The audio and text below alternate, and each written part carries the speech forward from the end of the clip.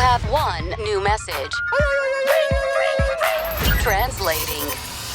Disney and Pixar's Hoppers is now available on Disney+. You could say that again. Critics are calling it Pixar's funniest movie ever and a wildly entertaining ride. Blizzard Potato. It's certified fresh and verified hot. Now we party. This is incredible! Wow, I am clearing the rest of the day.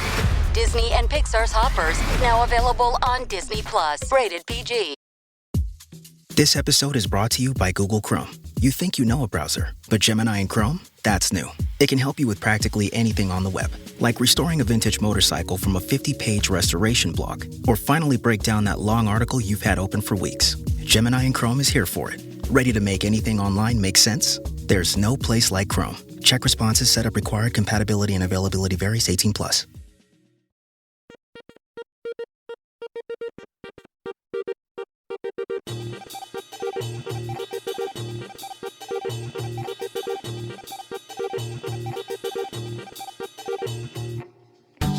My name is Ryan Pack. And I'm Nicole Barlow. And this is Soundtrack Your Life, where we speak with a guest about a soundtrack that's important to them. Today, our guests are Ben Daughtrey, Barry Thomas, and Jonathan Palmer. They're from the band Love Jones. Love Jones has just released the album The Greatest Show on Earth back in February. Welcome. Thank you. Jonathan, Barry, and Ben. Thank you. So this is your first album since, I believe, 2017, correct? As far as I know. 2010. 2010? Somewhere in That there. is correct. It's all a blur. Yeah. So how did it come together to release a new album? Jonathan, you start with this one. This is good. I guess I can start with this one. I mean, we had over the past few years, been intermittently getting together to do, sort of reunion shows back in our hometown of Louisville, Kentucky, and some of those were for various charities or for friends and reunions and weddings and so forth. But we weren't really a regularly operating, performing operation, and in the summer of 2018, we got a call from The Tonight Show, and an old fan of ours who was an admirer of our band before he rose to fame was Jimmy Fallon. And he had seen that we were reissuing our first album, Here's to the Losers, on vinyl for the 25th anniversary, which officially made us very old.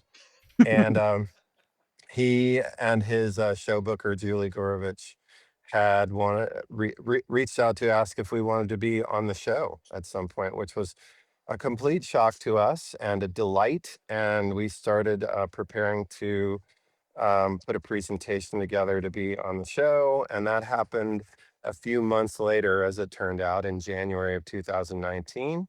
And around that same time, we got a challenge from Jimmy on social media that we should write a new song every week, which was not something that we were able to do. But we did take the general directive to start creating new music. And of course, by the time we got up in a decent flow of working on new music, pandemic hit, and that led to us kind of finding ways to continue to make music through the internet and via Zoom meetings and all that sort of stuff that everybody was doing back then. We had a really good time doing that. I think it was just creatively very needed for a lot of us. But of course, it being pandemic, it limited our ability to do things like record. And Barry can kind of jump in here and talk about how we began to engage that process. Well, we started, and I'll say one thing. Ben, right, has more to add to it, but I have a warehouse that I own, an auction house, and I have a warehouse, and so you have to see. And this is where we recorded 4 of the songs. Now it's a little more full now of junk, but we started meeting the guys in the Badass Brass, and everybody just get here to kind of work on song ideas.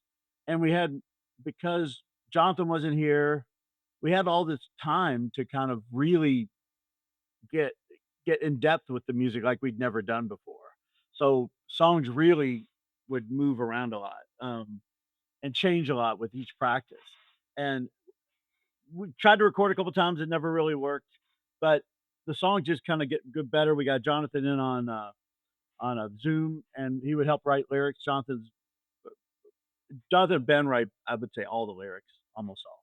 And it just it we didn't know if it would work. It kind of we figured out a way to make it work. Well, and I was going to And say too that there's we started workshopping songs during COVID, and as it turned into like a little party, almost like a little like get together to hang out, talk, because it was really needed during COVID.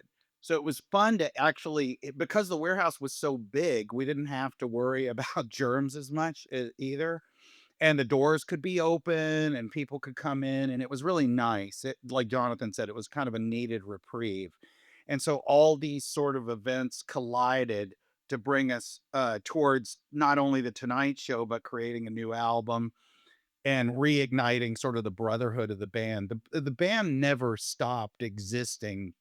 We always continue to write music, but it wasn't like a pursuit of professional, ambition, if that tracks at all. So it was really, really, it's been a really fun journey. And it's taken us in some unexpected places over the course of it. It's been great. Yeah, I noted to Nicole that, you guys have had the same consistent lineup since the beginning. Yeah. Yeah. The only And person who's changed is the drummer. It was interesting. He went on and still continues to have a professional recording and live performance career. Jonathan knows more about it than I do, but he plays from everybody from Matthew Sweet to who else, Jonathan? I mean, going backwards, forwards. Ming T, John Doe. Yeah. He's the Yeah. drummer in the Austin Powers New movie. Radicals. yeah. But he works for the producing and songwriting collective here in Los Angeles, and they were responsible for producing the Hozier single Too Sweet, which Stewart co-wrote. And yeah, So we're not at a Spinal Tap level, but I think we're on our third drummer. Yeah, third drummer, and in fact, we didn't have a drummer when we went into the last session for our album, so I got elected to play drums on 2 tracks, which was a really fun for me because I don't get to do it as much as I'd like to. So that was really great. And also in the new album, Barry and I switched. I got to play bass and guitar and keyboards and all different instruments on the album because I normally just sing and play hand percussion. But on this, we wanted to switch things up and try new things. And also, Ben, I would also point out that you're being very humble about your drumming, both on this record, which it is lockdown, amazing drumming. But many people know, and maybe many people don't. But Ben was a drummer in the very influential hardcore band Squirrel Bait, which is also celebrating some vinyl reissues right now on their early recordings. And anyways, Ben was always one of my favorite drummers when I was coming up through the Louisville music scene, and it's been a real treat to have him behind the skins again, thank you. so to Kind of speak. an infamous story is I don't know if it's corroborated. What's the word? But Yeah. that when Dave Grohl when Kurt Cobain auditioned Dave Grohl, he played him a Squirrel Bait song and said, "Can you play like this guy?" Wow. Which is Yeah, high I don't praise. know if that story's true or not. It's apocryphal, I but I'll think- take it, and you should too. I think Yeah. you should take. I think you should take the lore and run with Okay. it. Yeah, we'll I just think keep spreading it until it becomes Thank you. true. That's a Well, not lifetime being of recorded, yeah, credibility. so. So, like Ryan said, it is very unusual for a band that's been together 25 years to have that kind of longevity and to have your original lineup. What do you attribute that to? Friendship.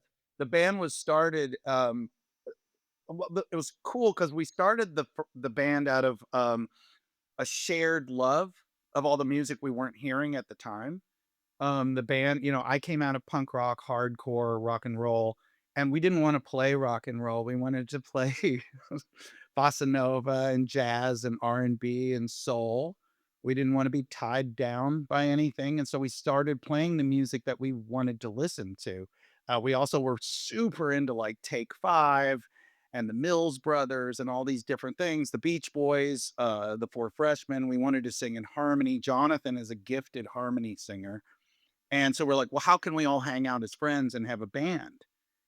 And that's what it continues to be. It's like a literal hangout and bullshit session. Like the live shows are ridiculous. Like anybody who ever decided to give me and Jonathan a microphone was out of their mind because it's basically we just get a chance to shoot the shit on stage in front of an audience and play music with our friends. And that's what we continue to do. So that explains the longevity to me. It's just a good. Kind of born in Ben's basement over Brazil's '66 album. I mean, it was a lot of types of music, but I just remember the Equinox album was where we really kind of Ben and I were sitting in his basement and like, "Can we do this? Can we play something like Yeah, this?" we're like, And why we're can't like, we? We're all good enough musicians. We could play Latin jazz, you know?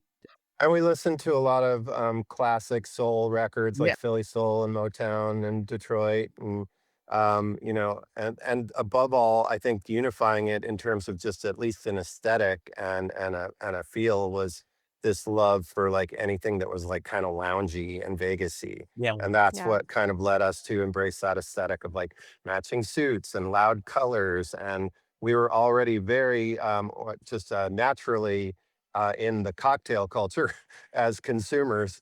We made that an embodiment of what we were putting out there as I well. love as So consumers. We were really big fans as of consumers, cocktails. Yeah. yes, So heavy naturally, consumption, heavy, well, that unfortunately or that fortunately. feels like a really good pivot to the origins of the band. So you were from Louisville, Kentucky, Mhm. correct? That's where you all met, formed the band. So at this point, you are cocktail aficionados. You are, forming this band around the idea of, lounge, bossa nova, all these kind of shared influences.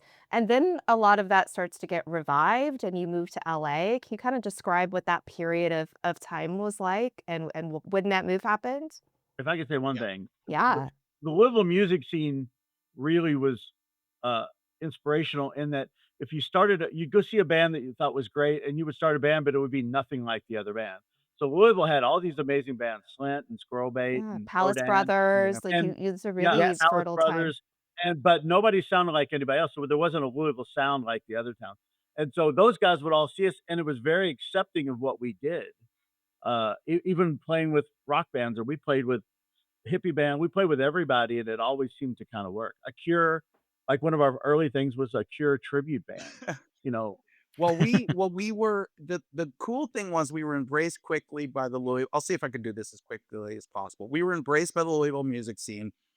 We didn't even have drums when we first started out. And then we started drawing crowds of like 500 people and we're like, we got to get louder. So then we got a drummer. This woman, Cindy Lamb, saw us and she was like, man, you guys need to go to LA. I'm telling you, you're on to something. You should go out there and see how it goes. So we went out there. We got a gig at this place she recommended called the Cafe Largo, which was kind of the epicenter of the alt comedy and alt music scene at the time in LA. Mark Flanagan, who owned the Yep, club, Flanny. Lanny, uh, fell in love with them. Still does. Yeah, he's like, if you come out here, you can have a house gig here. You can play every, what was it, Thursday or Wednesday night? I can't remember. And so we're like, let's pack up the bus and move to Beverly. So we did. And quickly, Mark Flanagan became our manager. We had no idea that there was anybody else in the cosmic consciousness thinking the same thing we were at the time. We thought we were out here by ourselves. Little did we know that other people were percolating around this same idea. And I've said this a lot. I'm not a joiner. I never felt like I belonged to any scene, club, church, sporting, anything. So, like, when they were accused us of being part of the Cocktail Nation, I became very upset because I was like, well, Well, but it's fine. I I also think it was part of, you know, our press strategy with Leah Horowitz, our publicist at Zoo Entertainment, when we got our record deal, because we were looking for ways to kind of put ourselves in context, since we were so impossible to contextualize in so many ways in terms of anything that was going on contemporaneously. And that, there was a loose kind of fit with whether it was Combustible Edison out of Boston or the Cocktails out of Chicago Squirrel Nuts. or Big Bad Voodoo Daddy out of Los Angeles or Squirrel Nut Zippers out of North Carolina. The bands that weren't doing, self indulgent, power detuned grunge or boy band pop. We were doing something different. So it was I think it did kind of work in terms of getting us some attention and some eyeballs, and ultimately it did its thing. But I think it also kind of put us in a little bit of a box in terms of what we were able to do after that first album, because we didn't want to just be like a novelty act and doing kind of the same thing we had done the first time around.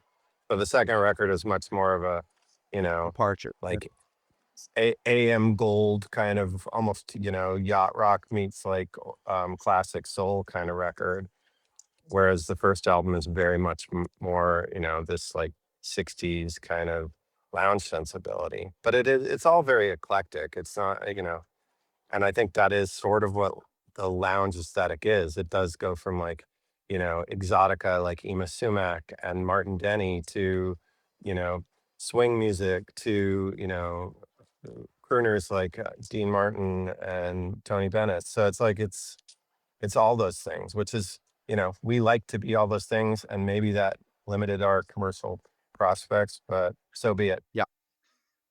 There was a lot of head scratching. I remember somebody saying to me, or maybe I made this up, but it was like, man, I love you guys, and everybody seems to love you guys, but do you think people will like you guys? It was like these are in the industry. It was like, Yeah. and realizing they're probably putting their job on the line if they sign us, and so we understood that, and so we kind of knew it was going to take a special set of circumstances. I think we kind of knew that, and it turned out that luckily happened for us. Yeah, I read that one of the biggest champions of your band in the early days was Adam from Tool. Mm-hmm. Sure, still Yeah, is. we were. They used to come see us. I mean, I'll try to tell this story quickly too, but I became friends with Adam. They used to come see us at the Largo because a part of our shtick, for better for worse, is just a kind of improvisational comedy on stage between songs. A lot of people would prefer more music, less talking, but that's their problem. And so Adam was like, "We're going to do this show at the Church of Scientology. We want you guys to open for us." And we're like, "The Church of Scientology? What are you talking about?" And he goes, "Yeah, it's going to be wild, man. We somehow talked them into it. We've got some shtick we're going to pull. You guys just come out and do your thing." Well, Jonathan and I took the challenge, and we probably ramped it up a couple notches too far. This was before we were signed. And, I remember Jonathan saying something like, "I know what science is, but would somebody explain to me what the fucktology is all about?" I claimed that L. Ron Hubbard's spirit was residing in my underpants or something. And these people came on stage and lifted me up, and I got to do a literal mic drop, in front of like 1,000 kids. They all went nuts. And we were escorted off the property promptly. And the guy was like in a thick German accent, was like, "You don't know what you're messing with. You will never work in this town again. We are powerful. We are interconnected to all annals of show business," which I do sort of credit with where we are now. But regardless, out in the parking lot, this guy comes up to me, and he's like, "My name's Lou Moya, and I've got this imprint, Zoo Records, over at BMG. We're gonna make a record with you fucking guys." Now, I just started laughing. I'm like, "You're kidding me." He goes, "No, we're gonna do something." And that was the beginning of it. And I'm sure they have other pieces of this story, but it was an incredible night and a surreal night. And Tool ended up playing on our first album, uncredited. They play a cover of one of our song, "Paid for Loving," as Gaylord, I think is what they called themselves on the record. So yeah, and I thought that was a real band, Ben. Oh, I yeah, thought that was a real it is band. a real band. Yeah, and it's funny. No, but we ended up being label mates with Tool Yeah. after that show. Yeah. Lou was that was Zoo Entertainment. So And I produced their first video for Sober, and it's so fun. Like when they come to Louisville or whatever, we'll go see them and hang out, and it's sort of surreal. They're kind of on like a Pink Floyd level, and we're still operating out of a 16-person van. So a little bit of different career trajectory, but we still remain in touch, and it's fun. My favorite line, I think it was Jonathan, was I understand starting a religion based on science fiction, but couldn't you pick a better writer? Even worse. That's a good one. Yeah. That's a zing. Yeah. That's amazing. like Isaac Asimov, maybe Arthur C. Clarke. Yeah. Just some suggestions. Just throwing them out there. Wasn't that the roar that like Gene Roddenberry and L. Ron Hubbard had this kind of, like contest going as to who could make a religion or a cult faster? It was and actually they both kind of did. somebody should make a movie about. See, I'm pointing. Somebody should make a movie about this. They're at JPL, the Rocket Propulsion Laboratory. Jack Parsons was an occultist, and he had this thing called the Parsonage up in Pasadena, and he would invite Aleister Crowley and other luminaries of the dark arts, and L. Ron Hubbard used to hang out there, and he was like, "Shit, if this guy can have a religion, I can," and so that's what some people credit coming up with Scientology. This is some deep, spooky LA lore shit that you're getting right now if you're listening to this. Yes. This is all And if this is the last episode of our podcast, you know why. You know why? Yeah, exactly. right. That they found us. Yeah. They got Yeah, us. yeah. Sorry, fam. Sea Org got us. Finally, he got us. Now he's going to come after you.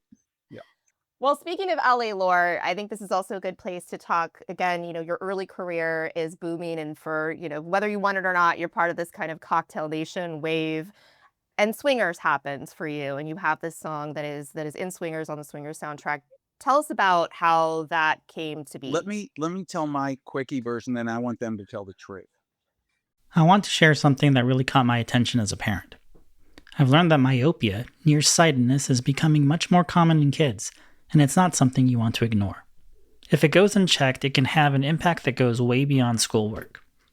What matters is starting with an eye exam. An eye doctor can tell you what's going on with your child's vision and walk you through options that are designed specifically for kids, like Essilor Stellus lenses.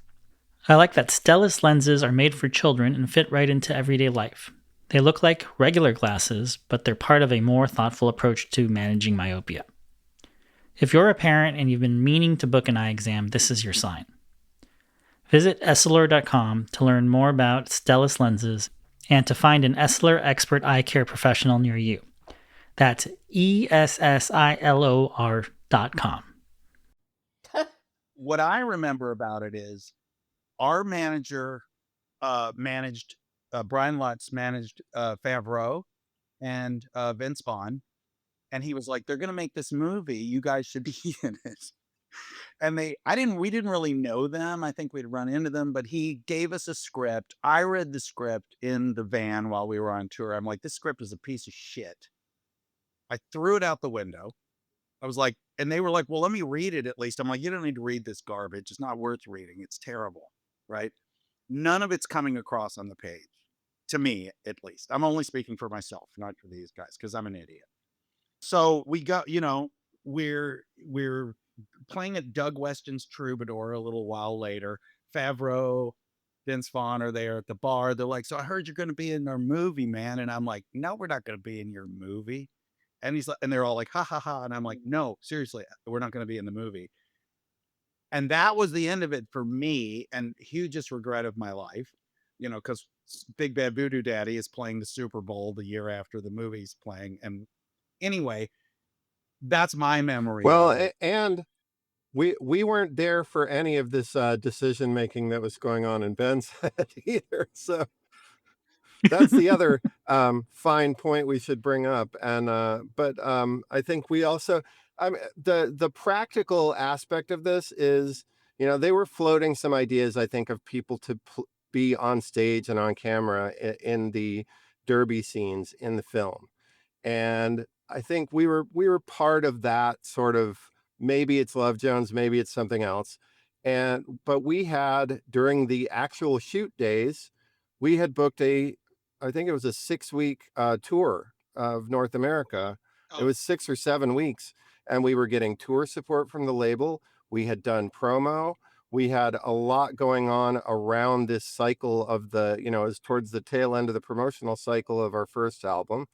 And we just didn't, it didn't make sense. It was like we'd have to cancel all these dates. We would harm relationships with club owners and bookers, and we would lose out on that, that tour support money, which we were using to live on at that point until we started getting things really up and humming. So we turned it down from a practical concern. Ben can have his feelings about the script, of which he was obviously very, very wrong. and maybe it did, embody a better film than what it read on the page, which is probably true. And I'm sure John would look back on that original script and be like, I write much better now. He's having a pretty good run at the moment with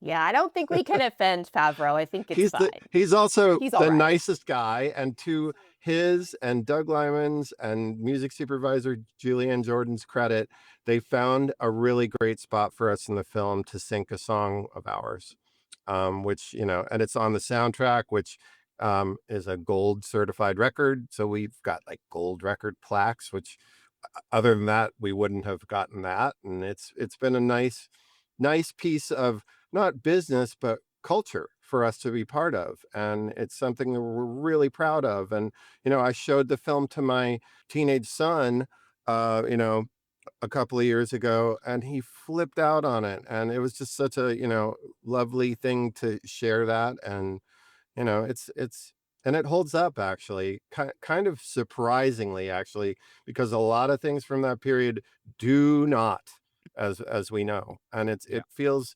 it feels real. It feels like a moment in time. And there are some things that aren't, politically correct in it, I guess, but it's a real and heartfelt film. And obviously it worked out pretty well for a lot of people involved.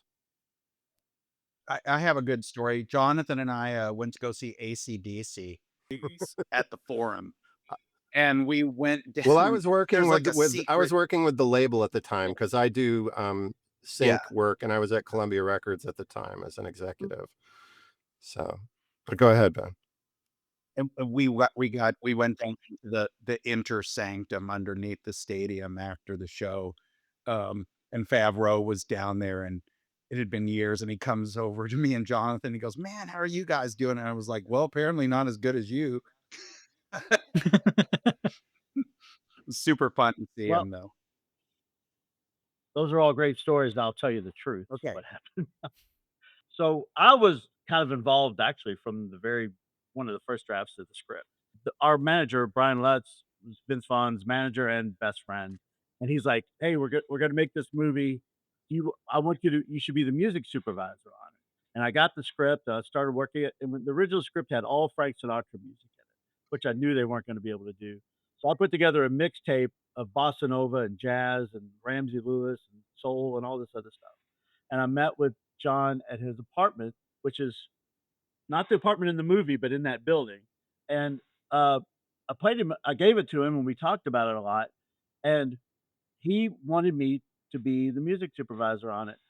Doug Lyman had his own person, and two songs. One song from that tape made it on it, which is the Average White Band song that I presented. Pick Up the Pieces. So I get a music consultant credit on it. I had the script. I was making notes in it. We go on the road. I give it to Ben, say, "Hey, read this. These guys want us to be in their movie."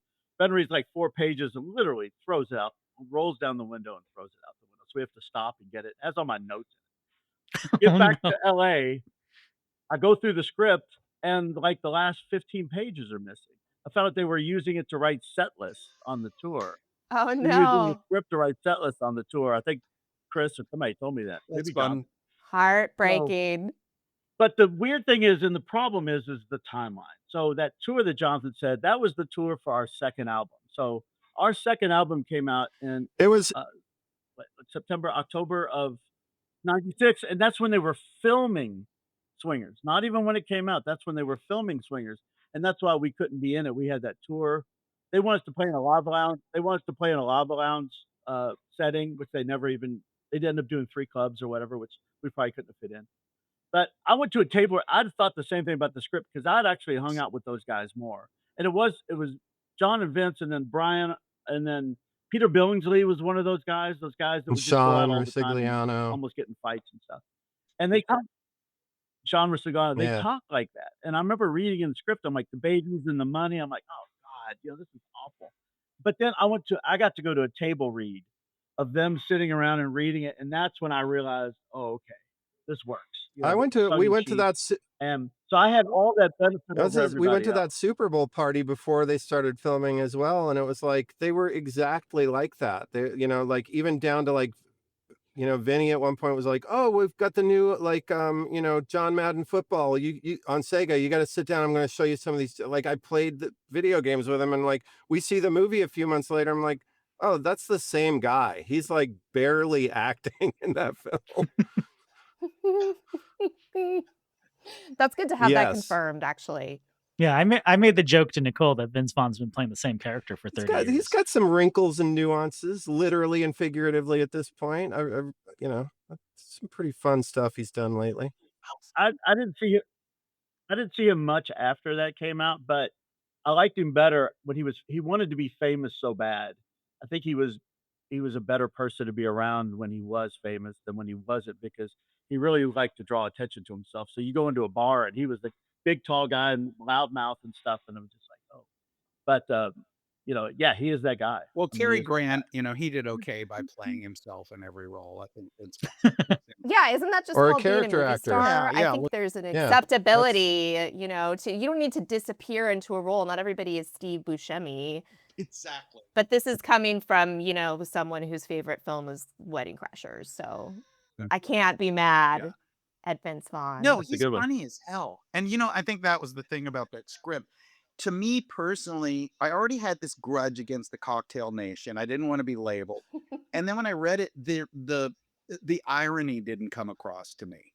I was like, oh, these guys all think they're the coolest guys in the world. I was like, that is so lame. I didn't realize they were poking fun at themselves. It's funny. I was and- thinking Right. about this week actually, and not in this context of this conversation, but it definitely resonates. But I think it's important to be open to joining the club that wants you to join it. Like it's I know it's important to also carve your own path, which we did, but it is kind of funny in hindsight. I think about it and I'm like, yeah, but we had people who were like, oh, you guys are part of our thing, and maybe that was like something we should have navigated a bit more open-heartedly. So you're saying You fucked up, Ben. Grapple March is wrong. I don't know. No, we were Realization. when you're young, you're kind of like, I think, and you're on the come up. It's like you're trying to make things happen, but you also are like, I'm going to carve my own path. And, I think that's, we did that, and I'm glad we did. But at the same time, I'm like, maybe some different things would have broken differently. I can't, but I've said this in other conversations over the years, like it's the butterfly effect. Like, Ben and I have talked about this as well. Like if the band had been more successful, we'd probably both be dead now. So, yeah. Well, I don't think anyone in the industry could have predicted the widespread popularity of swingers and the movement that would kick off. I think it would have been a tough sell at the time. Obviously you have more insider information about that, but it was such an indie was a and small flop. film from new filmmakers. So, nobody knew that swingers was going to be a thing, that it was Yeah. going to catch fire after its release at all. Well, yeah, and like Jonathan said, we were consumers of libations, and I wonder, like, if that lifestyle would have continued, that we probably wouldn't have never even made a third album. Honestly, it would have ended in a tragic bus accident. We're in New One of the most California. I'm sorry. Yeah, go ahead. Got real I'm sorry, dark. Ben. You're breaking up a little. Yeah. The one of the kind of the most swingers thing of the whole thing was Brian Lutz, who was our manager, who was one of those guys that got us involved. We actually met him. What's the racetrack in Hollywood Inglewood Park. or whatever? We went to Hollywood Gone. Park on a Friday night, and he came up to us and said, "Man, I'm a big fan of your band." And we started talking to him, and he became our manager. At that time, he only managed directors and actors, and it really it worked out so well for us. It was just how we met our manager at a racetrack, at a Yeah. horse racetrack, and it really was an amazing thing for us because we nobody understood us still at that point. So that's still like the summer after the first album came out, and the label didn't really even understand the first album until the second album came out, and uh, so that was kind of a cool thing to meet Brian. Yeah. And that racetrack is now a Yep. football stadium. That's right. Oh, right. wow. Yep. Yeah. Yeah. We should have a plaque there. Sure I there want is to one talk somewhere. about those early albums for a second. So one person that plays on those albums is a person named John Bryan, Mm-hmm. who I assume you met through Flanny and Largo. Yep. I actually have, before those guys, I'll let them tell the story. I used to tape everything, and so all the tapes are unlistenable for the most part because of we're good live, but if you just listen to the recording of it, it's one thing. And at one point, you hear Ben saying, "Hey, some man's on stage playing piano with us," and it was the first time that John Bryan, we were playing a song, and he walked up and just started playing the piano, and that was how Well, we and were it kind was of introduced. arguably that's Yeah. the first time that John played at Largo because he had just moved out to LA at that point and was friends from back in Boston with Flanagan and was like sleeping on Flanagan's couch when he first moved out here. And he was just this, amazing musician. He'd come and he'd sit in with us at that standing engagement we had. And, he just, from there, it went, it went very well for us in terms of like having him, just jumping up and throwing down with us on a Friday night or a Thursday night, or we were like a Thursday night band for a while there. And then we moved to Fridays. And then, at a certain point when we started touring and weren't the standing, residency band at Largo any longer, John had become a fixture there on his own and went on to have a multi-year residency at the club where he owned Friday nights and obviously has had a insanely prolific career as a composer and a producer and everybody from Paul Thomas Anderson to Mac Miller. I mean, it's just Beyond it's a that. wild thing that he's and not surprising because he is a true genius as a player, as a composer. Well, that's what I was What a going to say gift. is when we were recording our first album, I just remember he was sitting there at the grand piano and it was like, I am witnessing true genius. Like he was like Thelonious Monk or something. He would just sit there and play it. It's just astounding. And it really upped our game too, to be, you always look at people more talented than you are. And he was such a great collaborator. Like I really do credit a lot of the sound of that first and the second album to him.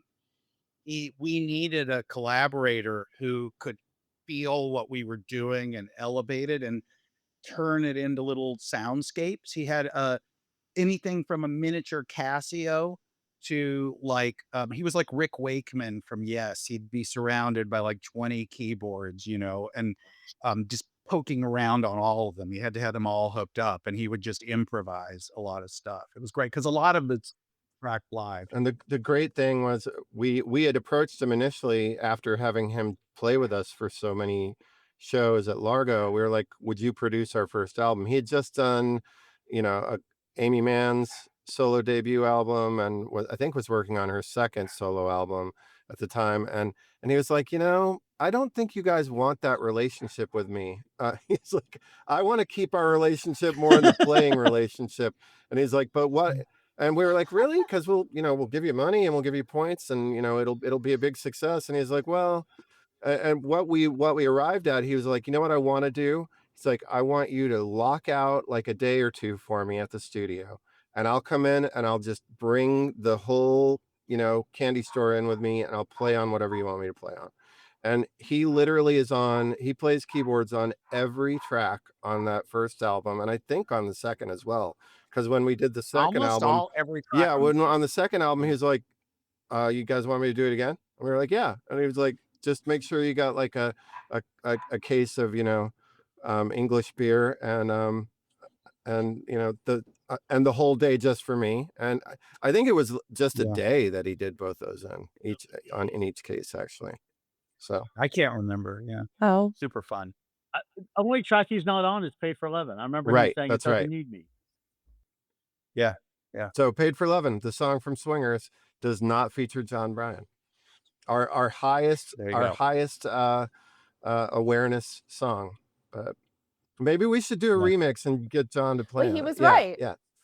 No. That would be fun. I love that he just wanted to come and hang out and play and have an amazing time and didn't want to That be album part of had a that. lot of that. There was when you get to make your first album, we're like, what do you hear? Do you hear a harp? Do you hear a saxophone? And that we arranged for all of these great people to come in and collaborate. Like what was the guy, Buddy Arnold, this old sax player from the Woody Herman Orchestra, was just amazing. He came in and just all these different folks would come in and play with us, and it was so fun. We still love doing that. We love, like bringing in people and seeing what they bring to the table and working with them. It's really fun. Good sleep is everything.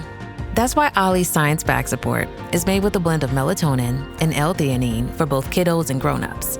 So when your mind won't switch off, you've got something that can help. Your racing thoughts and restless nights won't stand a chance. Find Ollie Sleep Solutions for the whole family at ollie.com. That's OLLY.com. The homeless harmonica guy. Oh yeah, Freddie Markowitz. Yeah, used to hang outside of Largo, bumming for tips, playing harmonica. Brilliant musician, and we got him in there too. Yeah, homeless guy, unhoused. Sorry. Yeah, That's great. I love that. Well, I know you spent a little time on the show, kicking yourselves for not being in the big bad voodoo daddy role in Swingers, but you did get to appear in some films throughout your career. Notably, The Sweetest Thing with Cameron Diaz. You are the wedding band in that film with Jason Bateman. Yeah, that was as your front man doing Eternal Flame, which sounds like a Mad Lib. All of that sounds fake. It really but that happened. really And happens. our friend John Houlihan, who's a prominent music supervisor who did the Austin Powers films, which, Stuart, our original drummer, participated in as the drummer in Austin's band Ming T. John went on to music supervise The Sweetest Thing, and he hit us up because they needed some guys to be the wedding band behind Jason. And Jason who will freely admit, I think, to not being a singer. We went into the studio, we went into Sunset Sound, which was, again, like in a just, sacred creative space that we got to go in for a day and work with Jason. And I coached him on singing Eternal Flame. He was a willing and fun student, and he figured it out. And then we showed up. I think it was like 2-3 weeks later in Pasadena at like this wedding hall where they shot the wedding sequence, and we were the band behind Jason, and it was super fun. It didn't really lean in much on the Love Jones of any of it. We never, if we were doing it now, we would probably create a Love Jones vocal version of it where we sing on it, and maybe we would release that, and maybe we should. I don't know. It's not like it's a cultural touchstone of a film, but it was pretty popular. We've talked about doing covers albums from time to time, and it just isn't something, we do that live. We like to riff on covers, but it's not something that really is that compelling to us to put down on recorded, to make a record of it, because it's not that interesting. If we're only getting together every once in a blue moon, we want to do it to make something new, and not just a cover. But We also did another soundtrack for another old friend of ours who went on to become rather famous, David Schwimmer, who directed a movie called Since You've Been Gone for Miramax that also went on to kind of unfortunate obscurity. And David was in it, and Laura Flynn Boyle, and Terry Hatcher, and Liev Schreiber. And it was like about a high school reunion. And we played the reunion band in that. And that involved doing, again, like Duran Duran and Pat Benatar and Culture Club and all these 80s covers. Super fun, amazing experience being on set and shooting it. And then the movie kind of got shelved, unfortunately, and came out on video eventually. And I think you can find it on streaming, but we also weren't really front and center in that either. We were like a fictional version of ourselves. Like, what would we be like if we were a wedding band? That's Yeah, have you ever been a wedding band in real Yeah. life? Has anyone ever asked you to Hell play yeah. a wedding? Multiple times. We're not very good. Oh, so you have a little experience. Well, it was funny. It came later in life. People, friends, and family members have invited us to play their weddings, and it's truly fun. I have to say, but they don't care. We get to play our own music because they're fans. So they'll be like, "Oh, could you play, this Michael Jackson song or whatever?" Like that, there's a couple, or we can. Everybody's good enough that we can kind of improv our way through maybe some requests. But generally, the weddings we've played, what have we played? Like 2 or 3? I know we played my nephew's wedding in Paducah. We played Laura Benson's wedding. Is it just 2? John out in Marina or Laguna. Oh, At the that's right. Ritz, The third, remember? and we played Hava Nagila at that one. That was super fun. With Phil, I forgot about that one. Yeah, 3 or 4. But it's nice because generally the people, it's not like, oh, you're playing Cool in the Gang Celebration or whatever. We get to play our own music with like a couple of carefully selected, curated moments. So yeah, As we the did. best gig in the world, everyone's happy, everyone's on top of the world, and Oh my probably Yeah, drunk. I've become. Seems I've performed magic. wedding ceremonies recently. I've got to perform 3 because people didn't want a priest and they needed somebody who wasn't chicken to get on stage. And it's just a gift. I just love it. Yeah, weddings are the best. I don't think I want to be in a wedding band, but I didn't mind doing it a couple of times. It's fun. I mean, having a band named Love Jones play your wedding also feels really appropriate. Yeah, So lucky people. yeah. Very cool. Yeah, thank you guys for being on the podcast. Oh my gosh, it's super fun. Thank you for having us. Yeah, it was great to talk about how your band kind of started and your musical journey, and then obviously being able to talk about Swingers. It's been a real joy. Thank you so much. Oh my gosh, thanks you guys. We really appreciate it. It's always fun. Real treat. Yeah. Yeah, and everyone should check out The Greatest Show on Earth. Yes, please. Do that And today. I would love if you guys came back to Lark. I would totally watch you guys. We're working on it. Me We're and going to try. Yeah, we're working on it. We're hopefully looking at some activity in the fall. So everybody stay tuned. We're hoping to get some dates together, hopefully a West Coast date too. I know we're going to be playing around here and maybe in New York in October. So let's see what happens. But yeah, we're totally down for it. We miss LA. We miss playing there, and we'd love to see you guys out there. Yeah. We'll keep an eye out for that. You guys, for people listening, check out Love Jones at love-jones.com. We'll put links in our show notes of how they can find you guys, find your music. Or you can go to YouTube and look up their Tonight Show performance as well. But yeah, check them out. Really fun band. Thank you. Really enjoy Thanks, the Ryan. music. Thank you, Nicole. Yeah, so Thank you. yeah. So thank you guys once again, and we'll be in touch with Mike, and this should be up by the end of the month. Awesome. Okay, have the Thanks so best much. Saturday of your life today. All right, you too. Have a good Wow, that's And- a high bar. Okay. Yeah, and enjoy LACMA, Right. Jonathan.